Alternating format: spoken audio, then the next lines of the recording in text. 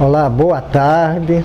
Falando aqui, Coronel Taneu Campos. Queria cumprimentar a todos os companheiros, bombeiros da ativa, pessoal da reserva e todos aqueles que tiverem a oportunidade de tomar conhecimento desse nosso depoimento.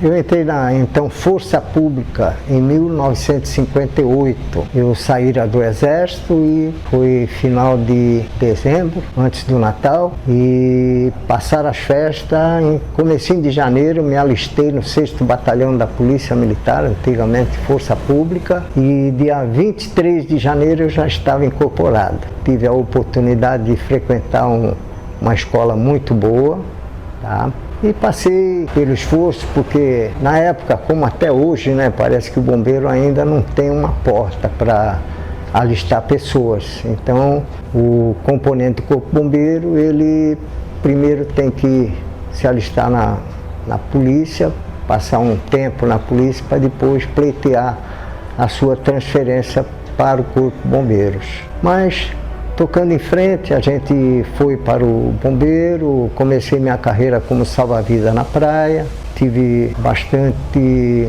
adversidades com o serviço, porque na época a gente não tinha recurso nenhum. Para ter uma ideia, a gente usava boia de pneu de carro para poder reforçar a gente no salvamento. Então, no meio dessa reunião, eu tinha acabado de fazer essa exposição, entrou um soldado lá e pediu licença e me avisou que estava tendo um grande incêndio na minha área. Eu pedi licença e fui para o local. Tratava-se da Aveias Ferla, ali no Brás. Um detalhe interessante que eu costumo brincar dizendo que a Força Pública ou a Polícia Militar de agora, eles conseguem fazer o milagre da multiplicação pela divisão. O que é isso? Por exemplo, quando eu cheguei na Praça da Sé, em 1975, nós tínhamos 80 homens na prontidão. Em 1988, 13 anos depois, nesse dia, no incêndio da Aveias Ferla, eu tinha 30 homens na prontidão. Por quê? Porque quando eu cheguei na Praça da Sé, nós tínhamos a Praça da Sé e o posto do Ipiranga. Aí foi criado o posto da Consolação. Foi criado outro posto aqui. Então os caras, quando criam o posto, em vez de já criar a dotação orçamentária efetivo suficiente para guarnecer aquele posto, eles não fazem isso. Ele pega o posto maior, pega o pessoal daqui, põe para lá. Tanto é que quando eu era soldado, o autobomba corria com 7 homens. Era o motorista, o sargento comandante, que era o responsável pelo hidrante, tinha 2 homens que montavam a adutora e 4 em cada linha de ataque. Um sargento e um cabo de um lado, um sargento e um cabo do outro. Hoje o autobomba corre com 1, 2 homens, eu sei lá, eu acho que a coisa não está muito certa, tá? Se compara São Paulo, que hoje está com quantos postos aí? 40 mais ou menos. Quando eu era soldado, eu já assisti um filme de combate a incêndio que falava os primeiros 5 minutos. Então cada posto de bombeiro teria que ter, teoricamente, uma distância entre ele e a periferia da sua área de atuação, que ele pudesse atingir no máximo em 5 minutos. Por quê? Porque o fogo ele tem uma progressão geométrica. Então, primeiro minuto, crescimento 1, segundo minuto 4, terceiro 9, e assim vai. Depois de 5 minutos você tem uma propagação de 25 e dali para frente já deixa de ser um princípio de incêndio, aí você já tem muito mais trabalho para poder fazer os primeiros combates, e às vezes você passa a noite toda combatendo e acaba salvando os escombros, né? Que foi o que aconteceu na Aveias Ferla naquela noite, porque eu tinha capitão segurando ponta de linha. Como é que pode um negócio desse? Então a coisa evoluiu, quer dizer, involuiu nesse particular. Quando terminou o incêndio, o sargento lá, Relações Públicas, o coronel, tem um pessoal aí que quer falar com o senhor, etc. Eu falei, reúne a turma no lugar que eu já vou lá, já estava no rescaldo, etc. Aí, pô, tinha uns 8 microfones ali, tinha Globo, SBT, Record, etc. Aí eu falei a minha verdade, falei, pô, infelizmente a gente está com um efetivo muito aquém da necessidade. O governador Quércia equipou o bombeiro com altos equipamentos na época, foram compras maravilhosas. Nós fomos bem equipados, só que a gente não tinha efetivo suficiente para atender a demanda do posto. E aí, repercussão geral, Jornal Nacional, eu falando lá, metendo o pau, dizendo que o comandante-geral, ele dava prioridade para pôr os recrutas tudo no policiamento, em detrimento das guarnições de bombeiros, etc. Dia seguinte, 4 dias de cadeia, transferido lá para a barranca do Paranapanema e, falei, bom, jornal, tudo quanto é jornal, né? Fiquei famoso.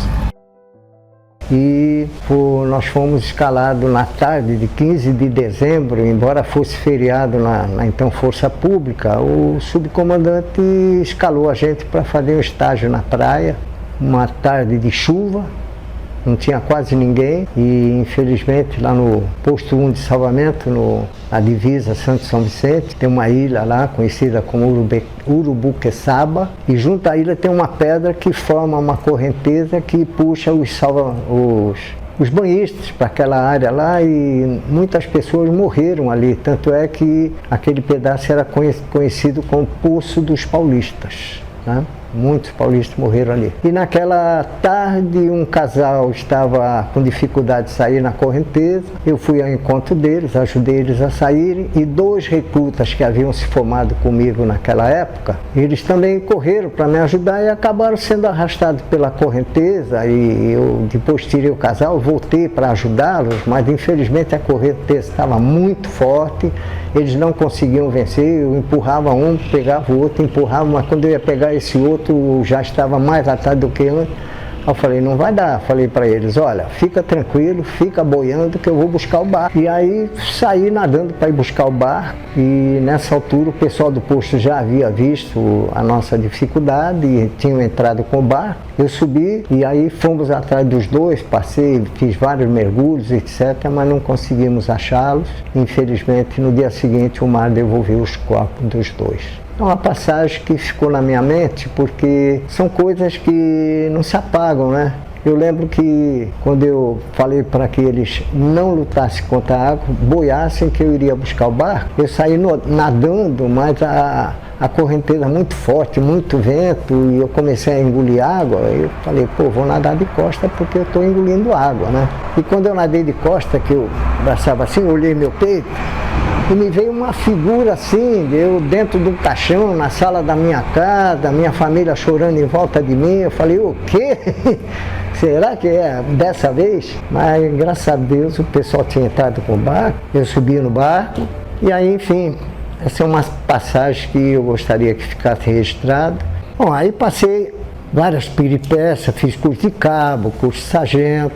Tem uma passagem interessante, eu estava de sargento de dia e lá pelas tantas na madrugada me chamaram, falei, o que houve? Aí me apresentaram um soldado todo machucado, falei, o que houve? Falei, estava passando ali no carro, estava vindo para o quartel e uns guarda marítima lá me pegaram e começaram a tirar sarro, eu quis roncar e eles me bateram, me machucaram, etc. Ah, é? Tá bom. Fui lá no alojamento dos recrutas, escalei meia dúzia deles que eu dava aula de ataque e defesa, sabia quem é que era mais ou menos bom. Falei, 5 minutos para estar no pátio armado e equipado. Fuzil, baioneta calada e pus eles dentro daquele caminhão, baú, sabe aquele caminhão que a gente fazia blitz naquela época, né?